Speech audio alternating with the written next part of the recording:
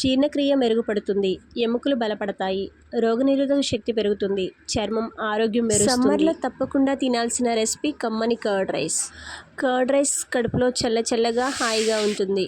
Quick and instant హెల్దీగా ఎలా తయారు చేసుకోవాలో చూద్దాం.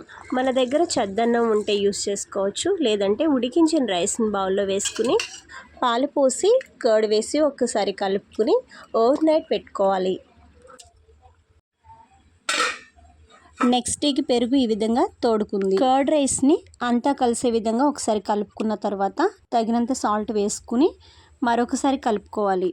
ఇప్పుడు ప్యాన్ పెట్టుకుని కొంచెం ఆయిల్ వేసి వేరుశనగ పప్పులు, పచ్చెనగపప్పులు, మినప్పప్పు వేసి జీలకర్ర కూడా వేసుకుని కరివేపాకు వేసుకుని బాగా ఫ్రై చేసుకున్న తర్వాత కట్ చేసి పెట్టుకున్న పచ్చిమిర్చి వేసి కొద్దిగా అల్లము, ఇంగువ వేసి మరొకసారి కలుపుకోవాలి.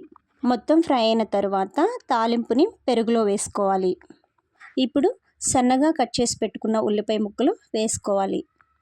తురుముకున్న క్యారెట్, తురుముకున్న కీరా దోసకాయ, 1 కప్పు దానిమ్మకాయ గింజలు, సన్నగా కట్ చేసుకున్న కొత్తిమీర. ఇప్పుడు మొత్తం ఇంగ్రీడియంట్స్ అన్నీ కలిసే విధంగా బాగా కలుపుకోవాలి. మీరు ఎప్పుడైనా పెరుగన్నం ఇలా ట్రై చేశారా? ఒక్కసారి ట్రై చేసి చూడండి, చాలా అంటే చాలా టేస్ట్గా ఉంటుంది. ఇలా చేసి పెట్టినట్లయితే పిల్లలు బాగా ఇష్టంగా తింటారు. Super summer tasty curd rice ready అయిపోయింది.